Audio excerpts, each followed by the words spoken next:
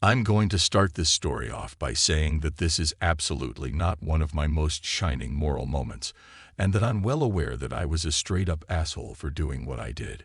My only real defense is that I was in a super bad place mentally and needed a mountain's worth of therapy. If you're curious about the circumstances around her, check my profile. Bitch was evil in human form. Now, on with the revenge. I was a weird kid growing up. Really weird. It was mostly because I was being abused at home and forcibly isolated. My social skills were so underdeveloped that I had difficulty reading human faces aside from my grandmother, grandfather, and father. Being the weird kid meant the eye was a juicy target for bullies.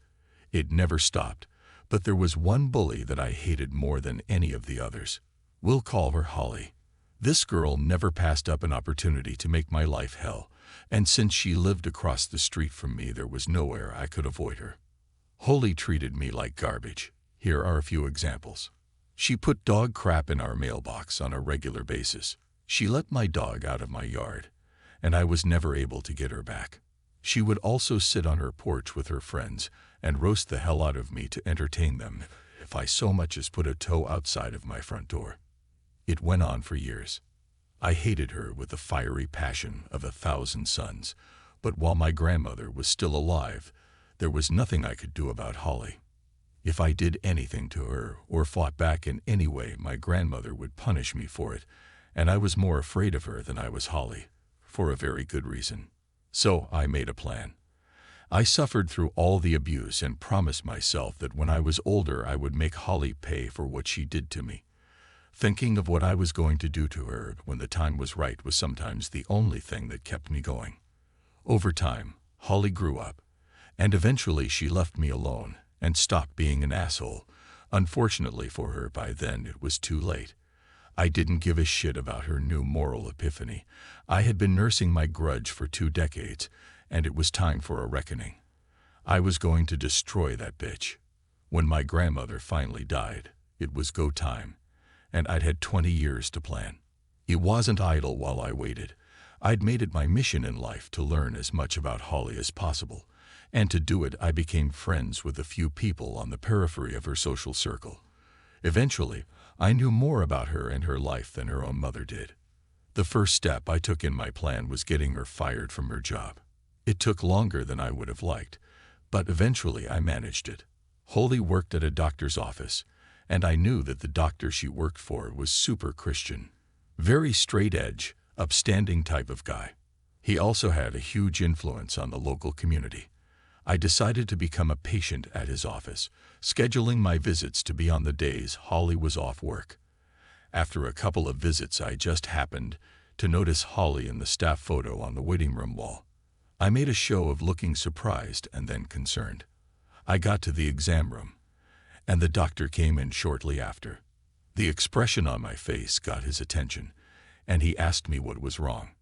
I told him that even though I didn't want to, as a Christian I couldn't keep my knowledge a secret and still sleep at night because I just couldn't let him endanger his soul and reputation by doing nothing.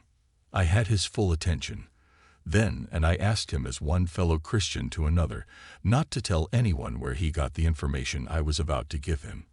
After he promised he would, I told him that I knew that Holly was using illegal drugs. He was absolutely floored, and at first he didn't believe me. I told him that I understood his skepticism entirely, but it was easy enough to prove or disprove my information with a drug test. If I was wrong, he lost nothing. If I was right, he was saving himself from trouble down the road. He finally agreed to test her, and he tested everyone else too, so that it didn't look like Holly was the only target. See, I wasn't actually lying. Holly smoked a shitload of weed, and I knew that because it was my dad she used to get it from. He'd been her weed dude since she was like 15. Her test came back positive for marijuana, and much to my surprise, Xanax. Oopsie. The doctor fired Holly on the spot when the results of the urinalysis came back, and then he called me to thank me for telling him what was going on, and before he hung up he told me that I truly walked with the Lord. Y'all will never know how hard I had to fight not to laugh at the depths of his wrongness. I thought I was going to pop a blood vessel. Phase 1. Complete. I know what you're thinking. It's just a job. And it's not like she can't go get another one, right? Losing a job isn't the end of the world. You'd be wrong. Remember how I said that her boss had a very high reputation in our area? That man called every single hospital and doctor's office in the state personally to make sure that no any of them would hire Holly and risk liability and loss of community trust for associating with her. Holly's field of study was all pertaining to the medical profession, so her education was rendered worthless because nobody would hire her. I wasn't done yet. Nope, not even close. She lost her job, and because she had no income her car got repossessed.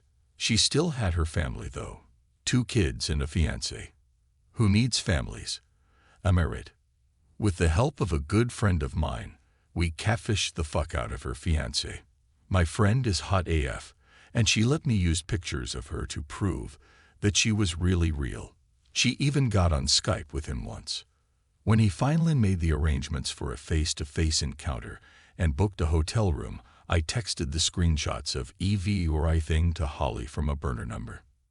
To say the excrement impacted the oscillating unit would be a vast understatement. They broke up.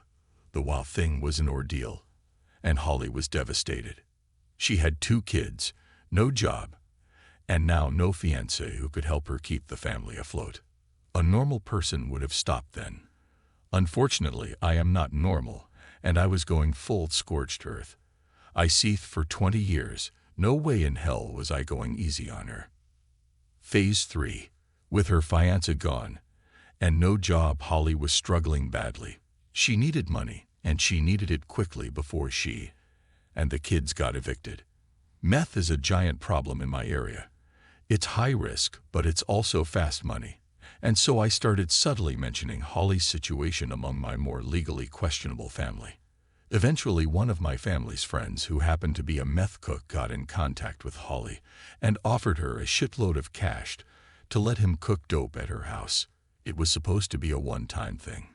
2 days, and then done forever. Holly was desperate, so she said yes.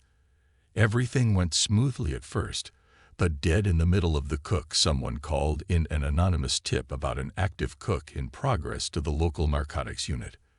They rolled up on Holly's house at about 3 a.m. and caught everybody inside, including Holly red-handed making meth. Watching her cry when they handcuffed her and put her in that police cruiser was one of the most gloriously satisfying moments of my life. She was in deep legal doo-doo, and to make a bad situation even worse, most houses where labs are discovered aren't deemed habitable afterwards, because the toxic fumes from the chemicals used to make the drug get everywhere, and it's super hard and time-consuming to clean.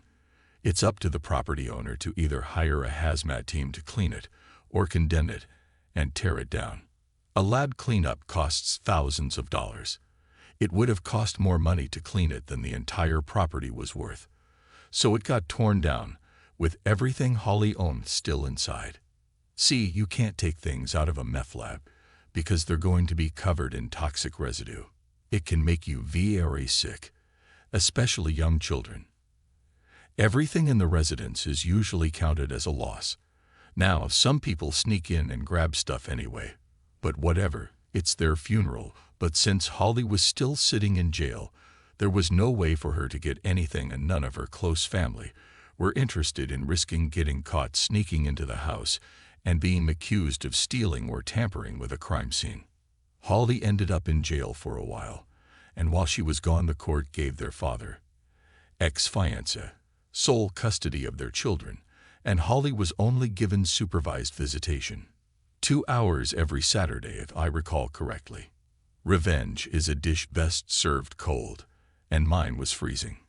I was behind every single bad thing that happened in Holly's life, in one way or another, for an entire 5-year period. She decided she liked bullying me and making my life hell, and she figures there would never be any consequences. Instead, I took her reputation, her job, her fiancé, got her arrested and convicted of a felony, and her children taken from her, and the best part is that she has no clue I did it to this very day. She'd forgotten about me. What she did to me impacted my life forever, But to her, it wasn't even important enough to her to bother remembering. I was nothing to her, so she never connected me to her problems. Last I heard, she was in rehab for alcoholism and had her parental rights terminated permanently.